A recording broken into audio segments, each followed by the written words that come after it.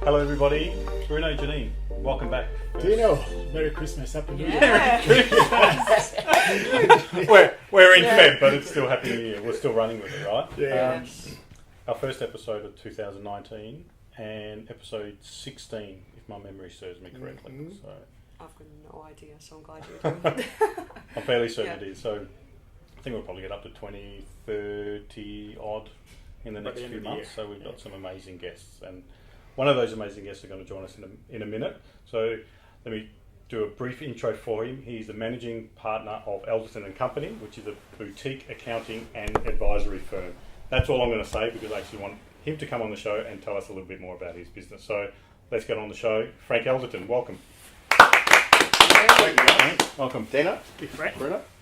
Janine. Thank you. Mate, thank you for coming on our show and gracing us with your lovely presence. Very suave presence at that, mate. Well, thank you for the invite. It's a pleasure to be here. I've seen, I think I've seen all. I won't claim seeing all, but I've seen many of the first 15, if that is the right number. Thank you. And, no, it's an honour to be on here, so thanks very much. Mate, thank you. So, obviously, managing partner, Elderton and Company. Yep. Can you give us a brief insight into the advisory part of the business as well as the accounting side? Yeah, look, so, I mean, obviously we still run all the traditional functions of an accounting firm, i.e. the tax returns, the compliance side of things, but the main focus for us this year is, much more the advisory side, where we're focusing much more on strategy, really digitalising, or, what's more like a digital transformation, but around business processes and procedures. Because basically what we're trying to work on now, more than anything, is taking the numbers, which is where I specialise more than anything, is looking at the KPIs, the efficiencies, all the nitty gritty stuff, and then working out how to improve profitability, mainly through becoming more advanced and more up to date or modernised with technology and automation and systems. And there's a much bigger and better thing, especially for bigger businesses now, which is robotic process automation, which is a huge way to remove 1, 2, 3, even 4 admin people from doing repetitive tasks and things like that within a business, which then allows us to go, okay, well, we can look at the efficiencies, how much additional profitability and cash flow are we creating, and then how we're going to invest that for growth and link that back to the strategy. So that's really where we're trying to focus this year, which is pretty exciting. Yeah. And from a business perspective, so ultimately chopping out those business processes that are just outdrawn, so then you can, if you can outsource it, have the robotics come and fill in that piece, then you can have people driving the sales more. Those that are more customer. That's if they're customer face. Obviously, it depends if it's product or service driven. Yeah. But what I wanted to touch on is now that you're in that space with the marketing piece. Yeah. So you've now had to start doing video production and things like that, and a lot of small businesses are now creeping into that space. How has it affected your business? So in terms of what you've had to adjust so that you get the marketing piece right. Really, it came down to us properly reassessing who our target client was each and every year, and making sure that the social media fit with who we were trying to bring on board or work with. And with our company now moving into the city, or will be in the next couple of weeks, and identified a different sort of client, it was much more, and I think we spoke about this, Dino, when you came on Scotch O'Clock, and when it's to do with networking and things like that, it was about much more personal. So part of our strategy of recruiting and bringing on new clients is to do much more of that, but an invite onto Scotch O'Clock is going to be a big part of that. So we wanted to up the production value so that the experience for all of the guests that came on was just getting better and better.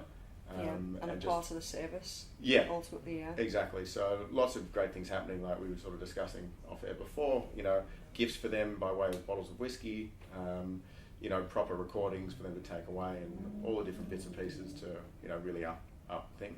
We did quite well out of social media, a few years ago when we started. And it's just like any part of business, I suppose. We've got to up our social media game, because if people can go back and see 3 years worth of videos, you don't want today's video to be the same as 3 years ago, because then it kind of looks like the business is stuck and not moving forward. And we want everything to show that our brand is growing and evolving constantly. Yeah, so now that we talk about evolution and so on, so on the advisory side, what type of clientele, are you typical clients, because when we're talking about advisory in accounting, sometimes we're looking at the very, very small family size business and so forth. And if we're talking about automation and so on, then the little family business wouldn't be able to do it. Yeah. So look, there's two different types of the automation that we work with, right? There's one that's called business process automation, which is basically utilizing different software that's already available to you by way of Infusionsoft linking in with Google or Gmail, or that links in with a project management system and automates tasks and all this sort of basic stuff, which is great for the smaller SMEs and mum and dad sized businesses. Mm-hmm. The robotic one is a little bit more robust, and it's about actually essentially replacing a person entirely rather than just a portion of their role, which might be the task allocation or something like that. But it's much higher price point and requires a lot more work, so more for the more corporate style size businesses. Good stuff. We went through Scotch O'Clock. When's it coming back? I think everybody's going, when's it coming back? Well, look, we've actually been filming right the way through the last 4 weeks since Christmas, or 5 weeks since Christmas, New Year's, but we haven't put anything up yet, but it'll be up again next week. Are we still seeing it live? Because I know it used to be done live. It's not live anymore. It's not live anymore. Okay. It's not live anymore. We're deliberating at the moment. In fact, this week we were contemplating doing a live one just to discuss what's happening and where we've been. But part of the production value was doing, proper editing and, things like that. So we may still do a live portion, or we might do it live while we're filming it, but we're not sure. It'll more than likely be just filmed and uploaded. But I did have one more question for you, Frank, before we wrap up. Given it is a Perth LinkedIn Success Series, I know you utilise LinkedIn as well. What's one of the key strategies you could tell people that you utilise LinkedIn, that you're seeing some success come out of the time that you invest on the platform? Yeah, look, I mean, for me, more than ever, and particularly off the back of some advice from you as we've met over the last year or so, is just much at a higher engagement level and actually communicating and interacting with people on there. I've also been, a little bit more strategic around, actually using it to find either certain people or, for research and connecting. And with our new client focus, it's a much bigger, longer, process and time to be able to bring someone on board. And social is such a big, important part of that, as well as face-to-face networking, as well as all the other bits and pieces that go with it. So it's really good for me as a first point of contact more than anything. I would rather be going through LinkedIn and, identifying exactly who I want to meet with or who I want to talk to for whatever reason. They know somebody I want to meet, or I just want to meet them, than going to lots of random in-person events. I think for me, it's been a much better starting point to meet, really great business people and contacts and referral partners. So and I really like how you mentioned it's an add-on to everything else that you do. Please just don't make LinkedIn or any social media the only thing that you do. Because that's where you fall over. On that point as well, just sort of from a personal perspective, I think, look, obviously I just scoped out the LinkedIn profile here this morning. You've had the headshot done.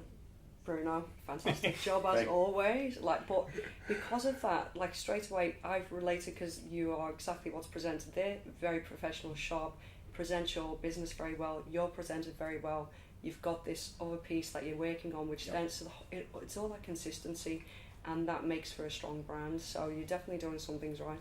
Well, look, I just on that before we have to finish up, but this is the most important thing to me in all of the social media, all of my interactions with people are the same all the time. Okay, what do you get on Scotch O'Clock, and what do you get here, what do you get if you come into my office for a meeting, even if it's about serious stuff. You can be serious but still be the same person. It's just being genuine across everything. And if people aren't, can't relate to that and don't, it's fine. They're not the people that are going to work well with me, so it's fine. But trying to stay genuine across everything is important. Perfect. I love that segue to wrap it up. So, Frank, thank you so much for coming on the show. Thanks again, guys, for the invite. Cheers. Really appreciate your time. Everyone, stay tuned. We've got some fantastic guests still coming up following this episode with Frank, so stay tuned on that one. Any comments, please leave them below. We'll add some links to Frank's Facebook, YouTube, so you can catch those Scotch O'Clock episodes. Until then, as always, please stay strong. Bye.